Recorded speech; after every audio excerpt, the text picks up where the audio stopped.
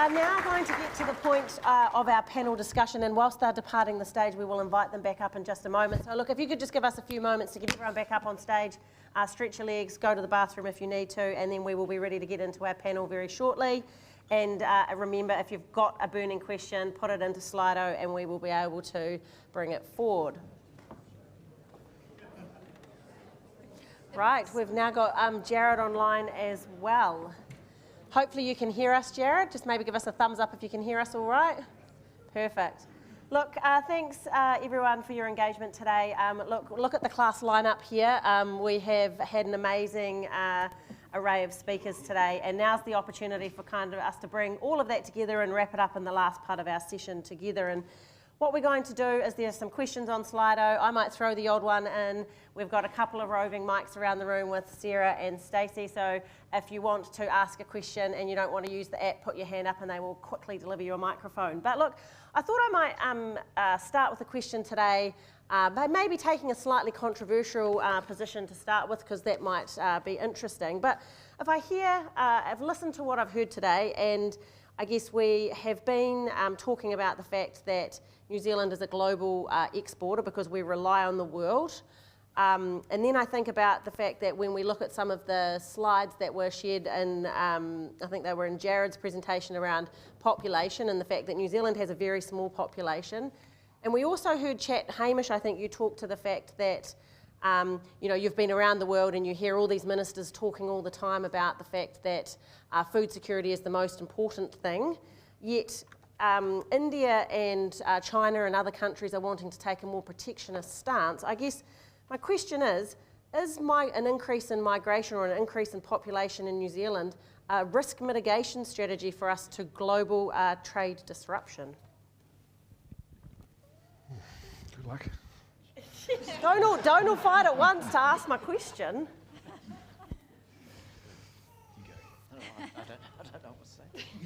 Can you ask the question again? My question is, in global trade disruption, other countries are being protectionist. Is New Zealand increasing its population as a way of having a bigger domestic market a solution to that? No, because we couldn't eat enough, it wouldn't be good for us. So people we would be obese. Yes, and people say more farmers' markets. Nah, we haven't got the population. Since Shamabel Jacob said 15 million is what we should be aiming for. My God, the pushback on that. Where's the infrastructure? Sorry, Queenstown, sorry, Auckland, sorry, Wellington. We haven't got it. So, no, and we still couldn't eat enough. The only thing it would do, I reckon, is keep with the nice. Yes, of course, we'll take people, we're part of the global world. So keep with the nice relationships with other countries. Mouths would be irrelevant. So I've got a slightly more controversial point of view on that. So there is, I believe, provision in the Australian Constitution for New Zealand to become the 8th state of Australia. and so when you look at the demographics and you look at trajectory of population growth, by about 2070, the combined population of Australia and New Zealand is expected to match quite nicely with the total amount of food production that New Zealand supplies. So I think when we're thinking about where our friends are in the globe, and we think about who our mates need to be, I think the reality is that we might not have to worry necessarily about just giving Singapore the confidence to know that they won't run out of food, but we could be able to do the same thing to Australia. Great perspective. Just to add on to that, we did a piece with Ministry of Foreign Affairs and Trade did a piece with MB, a sort of a long-term insights briefing where we looked out sort of 20, 30 years, and one of the things we argued is that rather than the question of population, it's more the question, so the relationship with Australia has got this framework called the Single Economic Market, CER, and our question was, what's the future of the Single Economic Market? Is it just to be between Australia and New Zealand, or do we actually need to look out, and we argued in our paper that we look at the 10 ASEAN countries. The 10 ASEAN countries are driving towards what they're calling the ASEAN Regional Economic Community. Is there a way to connect the single economic market of Australia and New Zealand to I'm not talking necessarily about integration, but actually alignment or working together, that we would get the 10 ASEAN countries with which we have a free trade agreement already and try to deepen that relationship so that standard setting, regulatory settings and so on, that would be one of the things that might actually help us address some of the scale challenges we've got. So the expansion of that single economic market, some kind of alignment with this emerging regional economic structure that's going to be sitting on our doorstep.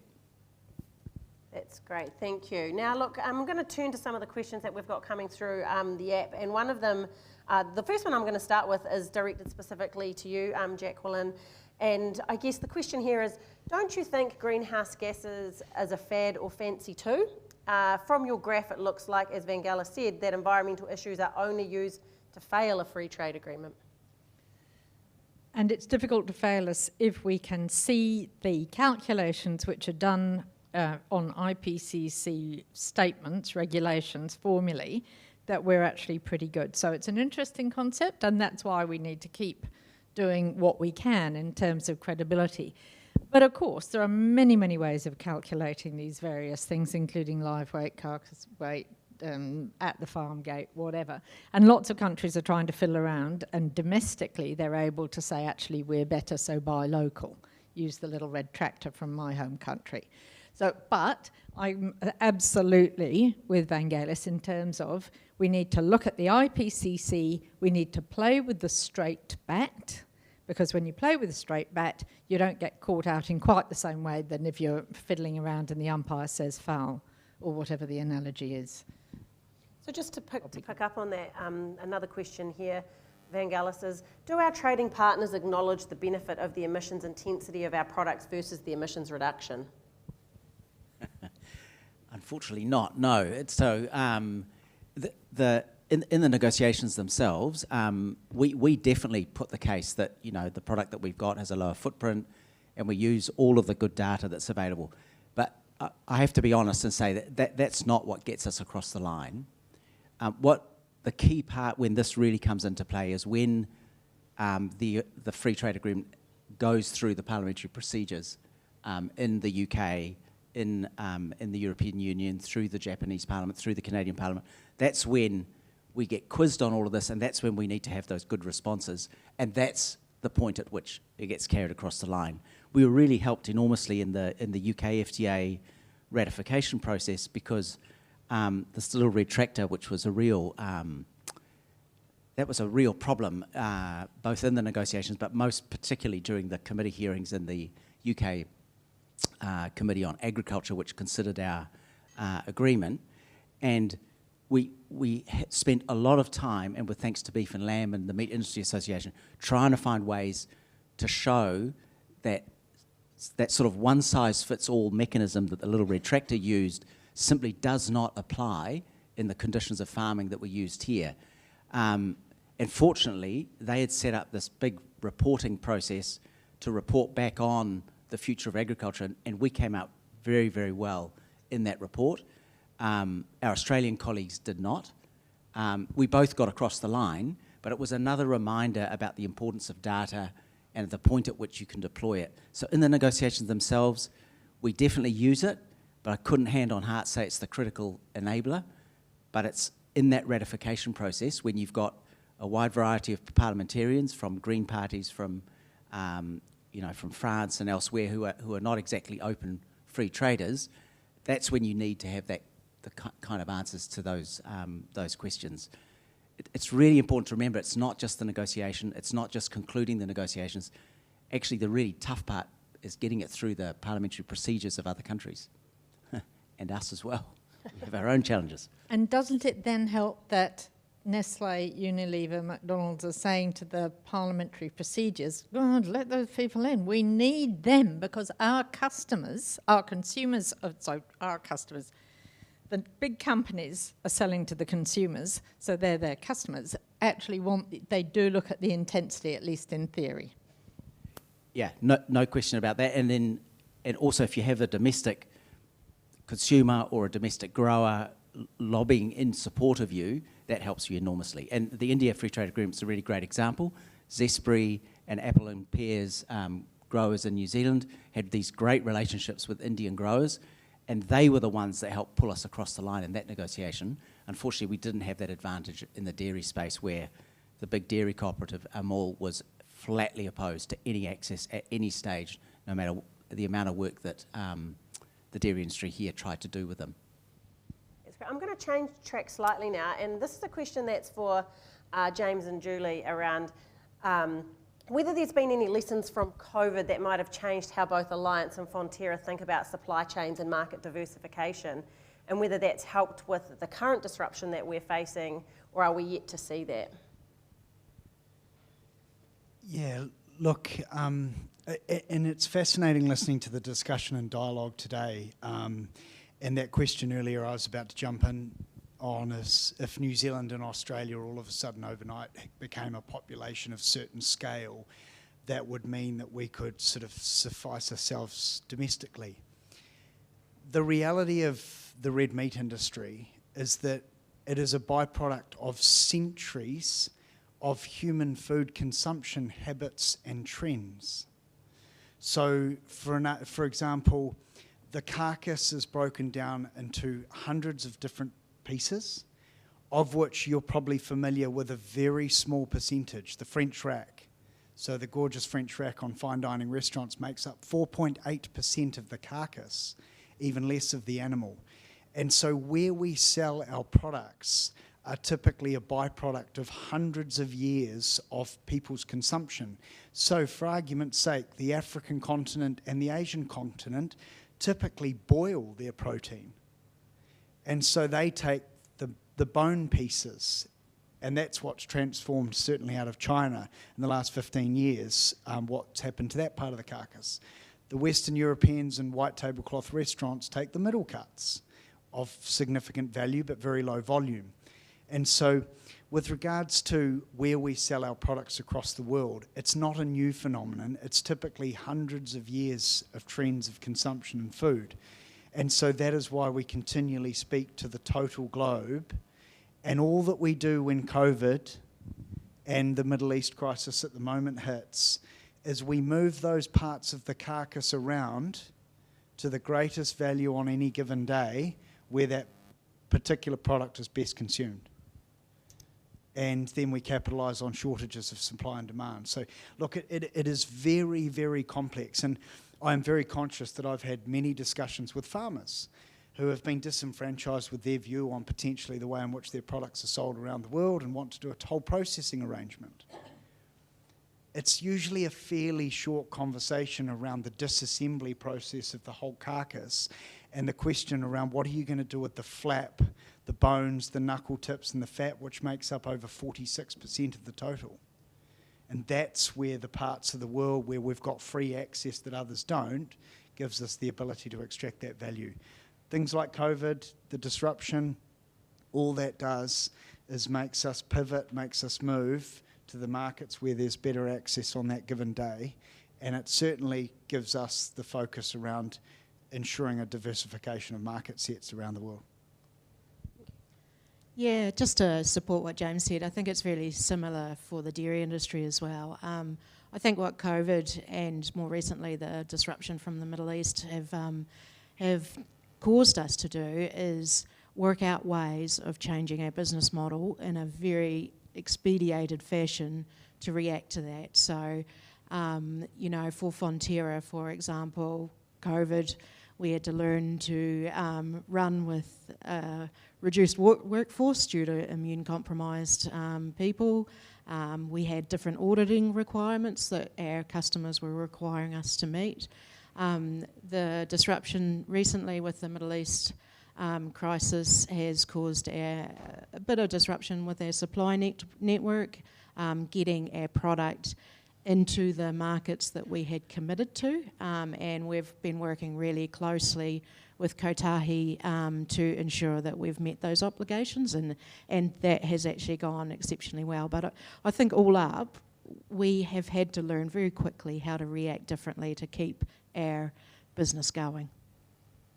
Thank you both. I am going to come to Jared shortly online, appreciating it's a bit harder to participate in a panel when you're online. But before I do, there's a question for you, Hamish, around what you've seen internationally and where we might be missing the mark in telling our story, and whether perhaps Māori Providence could be part of closing the gap there. And then I'd be interested in perhaps what you're seeing from a trade perspective around that Indigenous proposition. Well, it's a good. Is that on? It's a good question. What I see around the world is that we're not very good at telling our story, and I mean that everyone that travels abroad is an ambassador of our country, and that wherever we go, people welcome us with open arms, and we've got a wonderful story to tell. But collectively, I'm not sure that we're very good about being as proud as we could be of the job that we are actually doing, because we do a tremendous job in agriculture. We are leaders in agriculture, but then every country you visit has got the best farmers in the world. And every country you visit, bang their flag in the ground and say, we're proud to have the best farmers in the world. But I'll tell you this, that we operate in a long, long way from anywhere else. We've developed markets. We're not subsidised. We've had to learn to be efficient. We've had to go to the world, and not just go to the world with what we have got. We've gone to the world and we've listened to the world about what they want, and we have done our level best to produce what the world requires. And I think you see that over and over again. All of the processing companies that we have in this country, Fonterra, Alliance, all of them are doing a tremendous job to listen to the market, to bring that story back home, and to get us to produce what the world wants. But I think we can do better as a country to tell our story better to the rest of the world. How that happens, I don't know. In terms of the Maori piece, the world is definitely interested. The world is definitely engaged and is keen to understand more about how it all works. Thank you. Maybe just a brief comment. So yes, absolutely, it is a point of difference, and it does help us.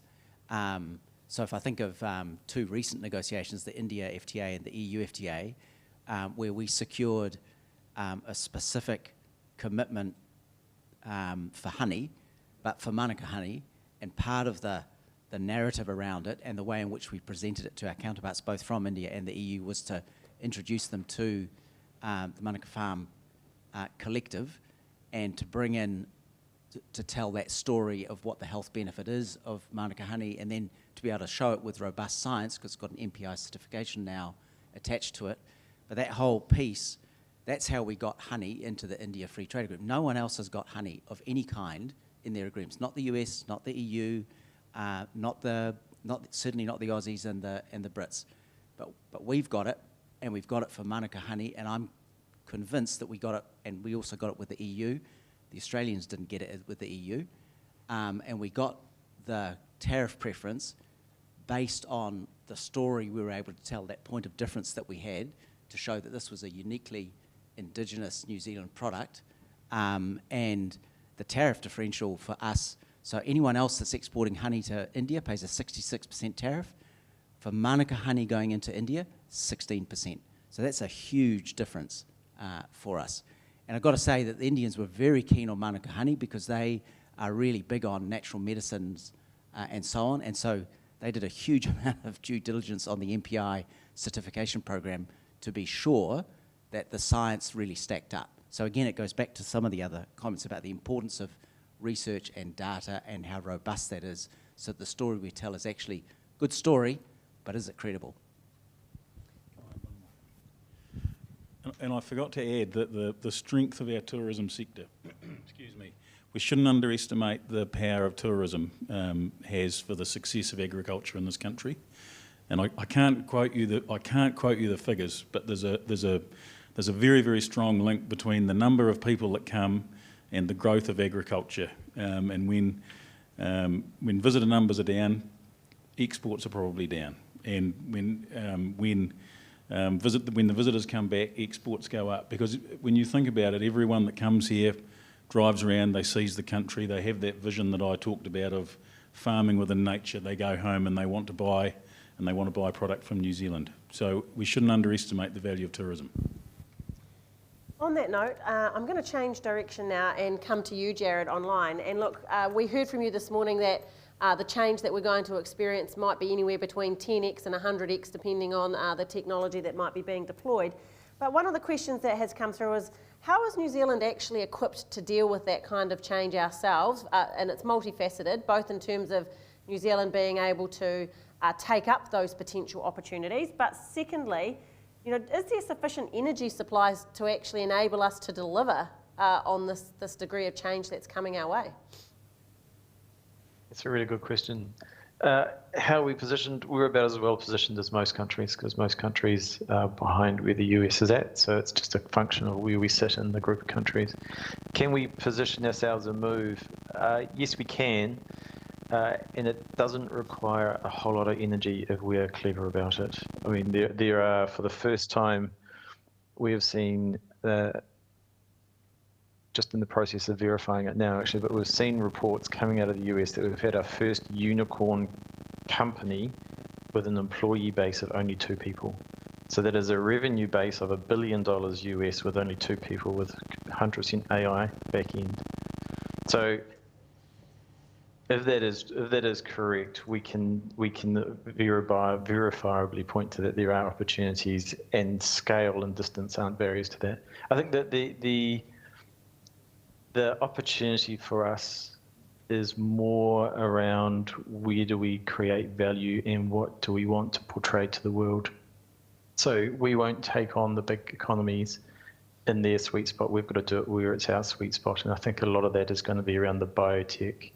It's going to be in the areas where we have some competitive advantage, where we're building off our food base. And when we are starting to look at how do we create high value of products we've got? And there's some really great companies in New Zealand that are already starting to do that. There's a company in Auckland, for example, called Aurora, AROA, that takes sheep stomachs, takes them back down to their scaffolding, then overlays human skin cells, and it's a replacement for skin grafts. I mean, these are phenomenal. I mean, it's taking a waste stream and turning it, literally cents a kilogram to well over $1,000 a kilogram in terms of a product. So I think there are areas where we can use technology to create real value, and within that create and build off the existing infrastructure and capabilities that we've been really, really good at. So Jared, just following up on that, of all the crazy ideas and different views of the world and the technology coming down the pipeline that you're seeing, what do you think will have the most positive impact on the food and fibre sector in New Zealand? Probably biologics coupled with AI. Biologics is becoming an amazing capability set. Great. Well, look, on that point, I'm going to come to a question for all of the panellists and open it up. And this is the question that's come through on Slido around, what is it that you think when you hear robots are able to replace manual labour, and particularly what that might mean for you, and or perhaps from a perspective of how that's related to imported labour? The first thing I'm staggered about is all those robots look like humans. So I think the evolution process did a really good job if the robot's structure can't do better than us. I just hope they've got slightly better knees than the human model. I think that's because we designed the world around our form. And so what we actually did was we've actually created something that slots into the world that we've created rather than the other way around. I mean, the big thing about the robotics thing is that it's not a tomorrow thing. It's not going to be you're not going to see thousands of these things walking down the street replacing people. What it is an indicator of where technology is going, the capabilities that are coming, and then the opportunities for us to think about how we redeploy our resources and how we can maximize the value from the resources that we deploy. And so I think it's a mindset shift change rather than we're going to get taken over by robots. This is probably a bit of a left field comment, but I often get people say to me that you'll be able to replace your sheepdogs with robots. And one of the things that's always flicking through my head is the fact that one of the reasons I love getting up in the morning and going out on the farm is the connection I have to my sheepdogs. So no time soon. I'd add to that I mean, one of the difficulties of finding labour for sheep and beef farms is finding people that want to live in isolated areas, but also want to do all the mundane jobs like drenching lambs and dagging ewes and dagging lambs. Like if we can find solutions to that so that people can just focus on running their dogs and doing the things that they're emotionally connected with, so be it. I think it's great. Although I would imagine at some stage we won't have to drench lambs or dag lambs or anything like that. So. Yeah, and I think linking in with those answers, there'll be a tipping point where society and community will reject. Where that is, that'll vary across the globe. But equally, businesses and community will have to make decisions on the adaptation of robotic technology. Within the red meat sector and within the wider meat industry, there's been robotic technology for years. We've got robotic technology at our Lawnville facility here in the disassembly process. One thing I would suggest to you is where you deploy robotic technology, you are often then pigeonholed into a set of processes or systems that are fairly defined. And we've just spoken today around the theme of adaptation and agility and your ability to pivot and move. We're assessing some of that robotic technology today because of the potential limitations that it provides our disassembly process. And so there are some industries and there are some value chains that robotic technology deployed and has been deployed around the world today. I've been all over the world and seen processes from end to end without a human intervention. But they are typically in value chains where they don't have brilliant things like breed specificity, carcass conformation variance, a climate or an agri-system which has varying outputs across its whole value chain. And so there will be absolutely adaptations that will drive genuine value to businesses. But in our game, I would suggest, as Jared articulated, it's one for tomorrow and beyond. It's certainly not today. Just I think in terms of technology more generally, you look at the charts that Jared put up before and the demographic change. I mean that's actually a very scary thing for the economies as we know it, because all of a sudden we have a shrinking working age population, and we require our economies to still grow and still be productive to fund the lifestyles we think we were going to have. And so fundamentally, when we're in the primary sector, where most of the clients I deal with, concerns or complaints or worries about the people elements of their business seems to be the greatest concern we have. So, leaning into technology, whether it's robotics, whether that's virtual fencing, whether that's biologics, whether that's new genetic technology, the reality is we're probably going to need to rely on those components to actually give us a chance to still have the kind of farming systems and primary sector that we actually have. So I think James makes a good point. There will be a tipping point where humans actually decide, well, that's enough, and I'm sort of confident enough that we'll have enough control to still be able to do that. But I think it's inevitable, and if we need to be lifting productivity to solve all of the wicked problems that we face, technology is really going to be a massive lever into that. So how do we upskill ourselves and build capability in this space when it's changing so quickly? Farmer-led. There's a lot of stuff that tries to go on at a national level, and they try to fold it down. We live in a radical democracy. It doesn't work, and that's where I think it highlights the importance of Lee and Erica's work, is it's understanding what farmer-led is, because at the end of the day, the people that can make the change are the people that are running the businesses. I'm going to come in a moment to any questions in the audience. So if anyone has a burning question, put your hand up and we'll get a microphone to you. But before we do, I'll ask one question, and I'm interested, this is a question that's come through from the audience around the fact that, hold on, let me find the question. We've had a lot of conversation today around the fact that our credentials are perhaps, stack up pretty well compared to the rest of the world. But it feels like sometimes nothing we ever do will be enough. What do you say to Joe Blogg's farmer who's wondering what difference he or she can possibly make?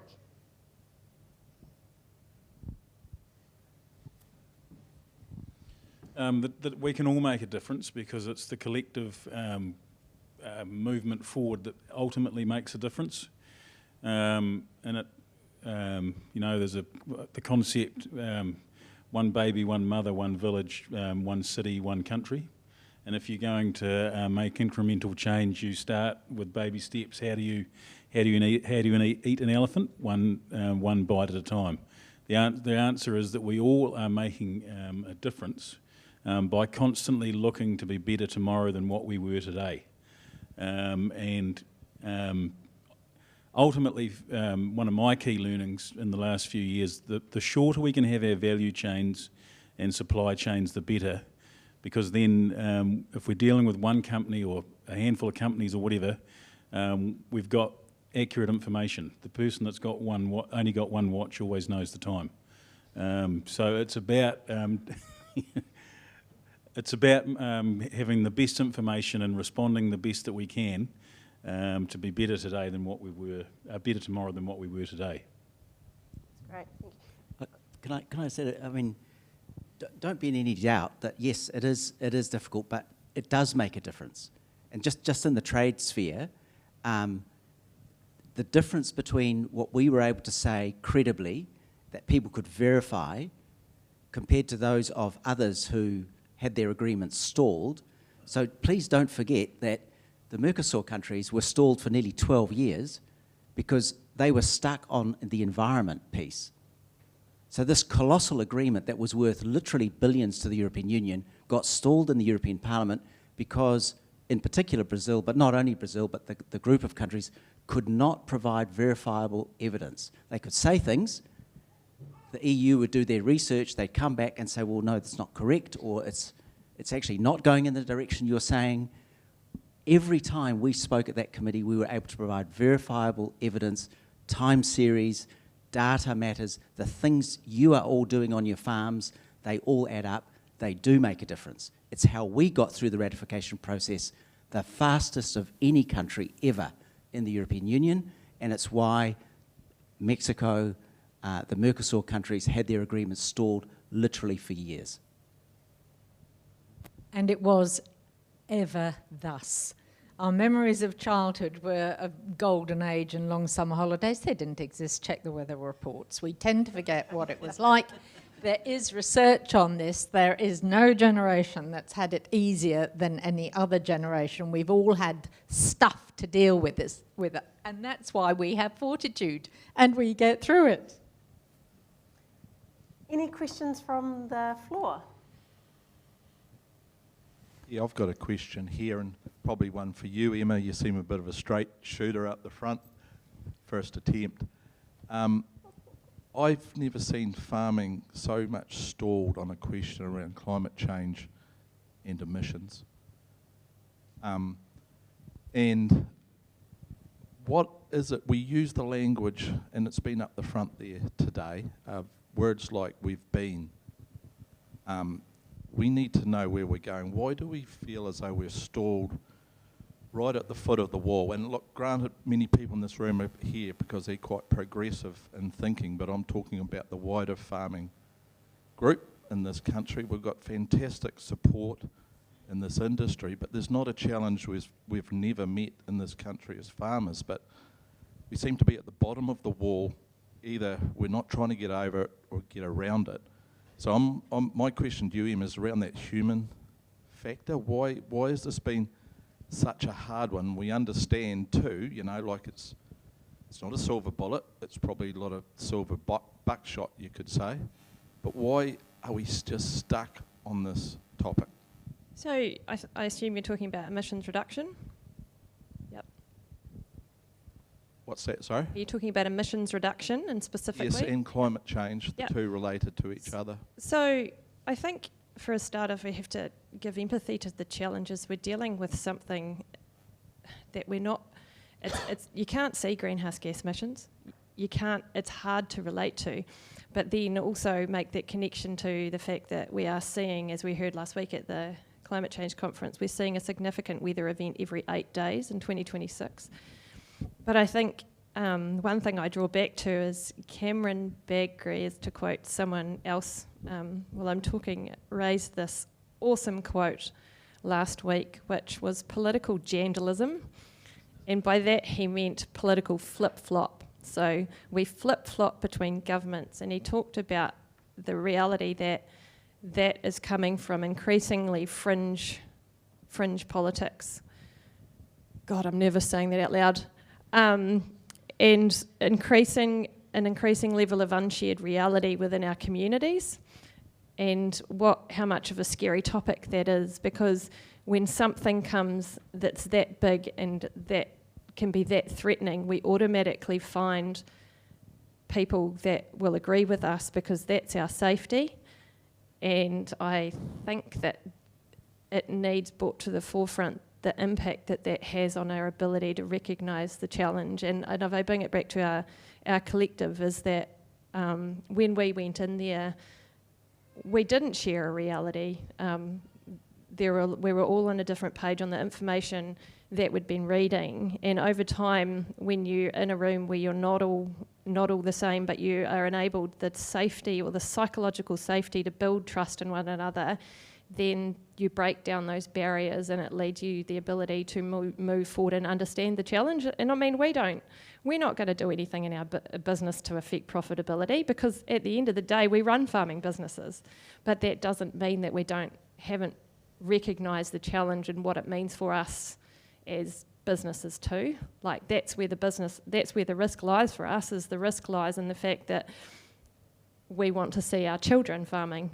And that's a different reason. So like someone who might not believe in emissions reduction or greenhouse gas emissions, they're thinking exactly the same thing. I want my children to be farming.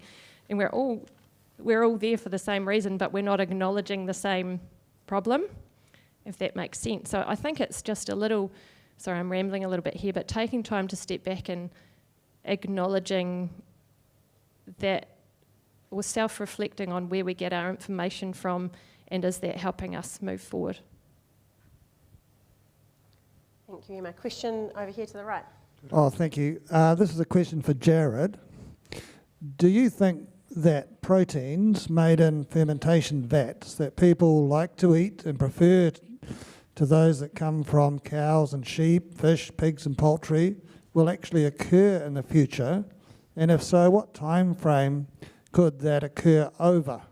And then a question for the other people, if this is going to happen, what will we do with our farms then? Really, really good question. And I didn't use the slide today, but we've actually tracked global investment in the food system over the last 12 years. And when you look at alternative proteins versus the broader investment, alternative proteins are only a subset of about 11% of investment. In actual fact, the greatest investment, or roughly 66% of global investment, has been in the platforms, the systems, and the capabilities to deliver the last mile to the consumer.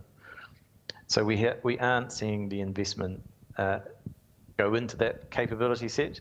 The reason we aren't, and I think it's and it kind of builds on the question and answer that we just had before. If you go back to the cause and effect in terms of why those technologies were really pushed, it was the fact that they had a very strong climate narrative around them. It was about these were solving existential problems, and therefore it was something we should like. What we've found subsequently is that they actually have their own climate problems, because there's a high energy input that goes into them. There's an economic issue in the fact that they need a high level of capital initially to set up, and a lot of the VC capital around the world has been relatively impatient.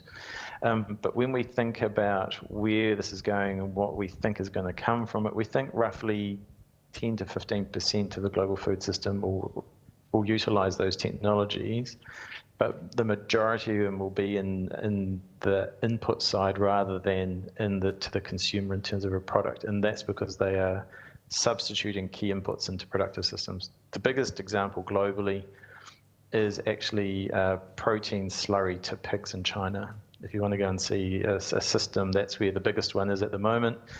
We are seeing some circular systems creating different feedstocks into aquaculture systems, but very few making it through. And when you bring it back to the human side, because you talked about the human side as well, in actual fact, most people, well, not most, there's about 15% of the human population that struggles to digest them because of the complexity of the foods. The structures have got too many ingredients and it's hard for people to digest. So there is a compounding function of elements that are making it difficult.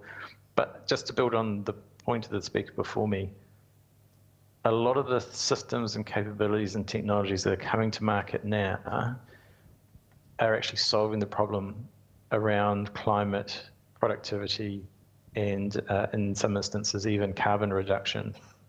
So the drive and the push for those technologies or the alternative proteins has become less. And so if we think about where we're going to, it's actually we've got comfortable talking about we've had a climate issue, but actually we've got to get comfortable now about what are the solutions we want and how the technologies that are out there that we can bring to bear to actually enhance our systems as we move forward. So I think that we're actually heading into a much better position. When you look at the technologies over the last 10 years, a lot of them were complex to implement, came with a very high cost and had a marginal benefit. Now we're getting to the point where we can have significant benefit in terms of productivity, significant benefit in terms of lowering input costs, and a significant benefit to the environment. So when you look at where technology and what's coming, we've got a really good story moving forward.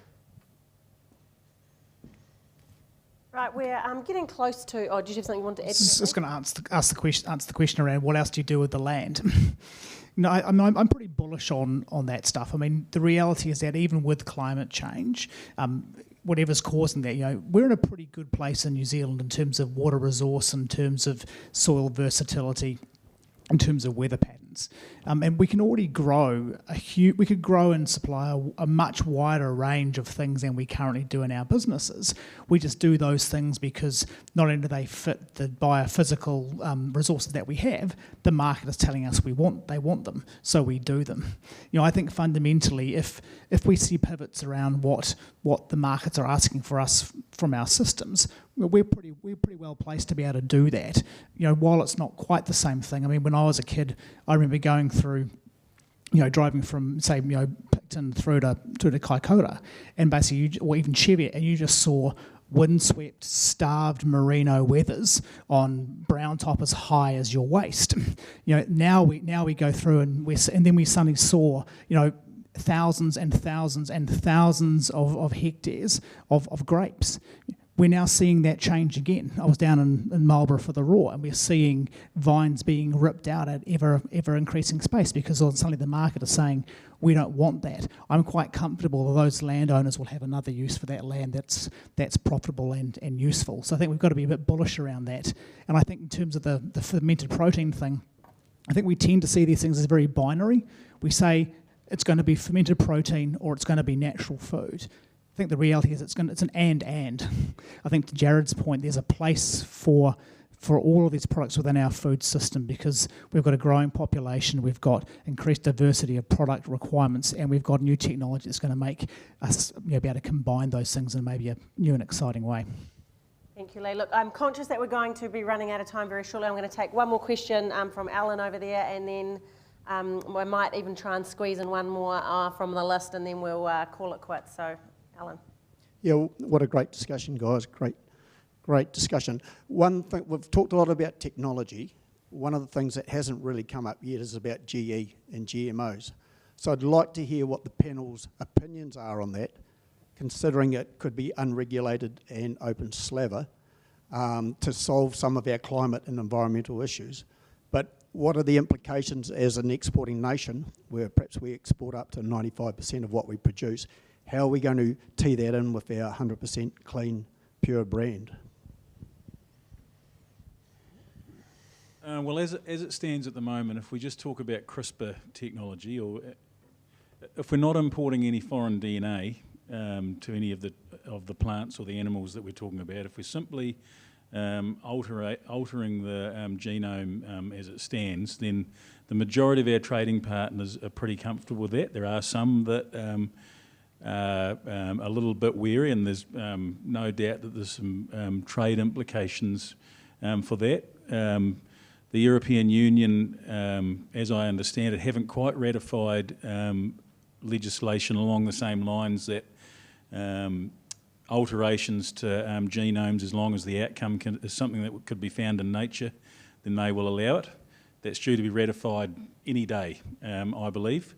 So in terms of the impacts to trade and things going forward, I see no issue as long as we follow along the same lines. And in terms of the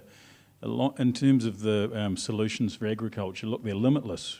I can't give you a list today. Jacqueline is far more qualified to give you some of that. But the things that we can do to, particularly to plants, disease resistance, drought tolerance, fixing nitrogen, all of those things. If that technology is there and available, and it's not going to be introducing any foreign DNA, then it's something we should really seriously be looking at.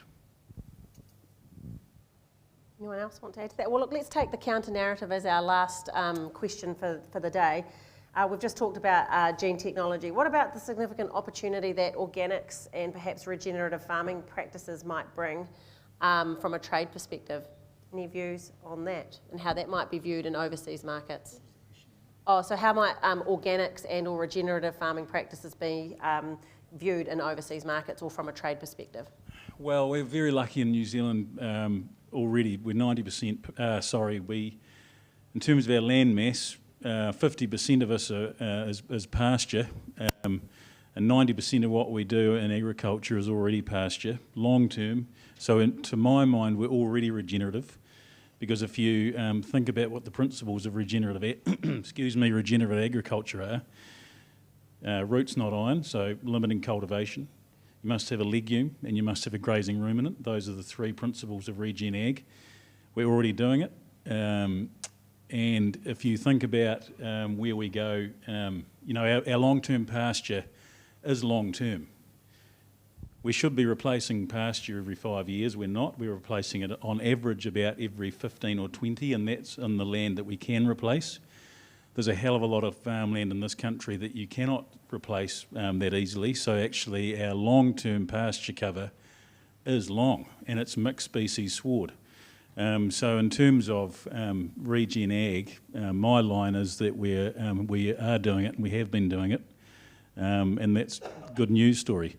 In terms of organics, there is a small market for organics, and we heard about that today. The challenge in the marketplace for organics, and it's a problem globally, is that people don't want to pay enough to cover the yield reduction that farmers face. And if you go to Europe, you go to any supermarket in Europe and talk to people there, they will say that they go into the supermarket wanting to buy the organic milk, and they come out with the conventional because simply the cost difference is too much. Great, but there's definitely a market, don't get me wrong, there's certainly a market. Yeah, I mean, I agree with Hamish on that. And the only other observation I'd make is in our free trade agreements, we do try, and I want to give credit to MPI who actually do the work here, to get mutual recognition agreements and arrangements in place so that the organic systems that we use here can be certified and then be used in our target country, which is something we did recently with India. We've got something in place with the EU. So that is an increasing priority. But the point that Hamish makes is a really important one. So I think these are good complementary elements that we use in our trade agreements, but they're not yet the thing that's going to pull us across. Look, I'm going to have to call this fantastic panel discussion to a close because the person with too many watches is now running slightly over time. But I do want you all to just show your appreciation for what has been a fantastic discussion and thank all of our panellists today.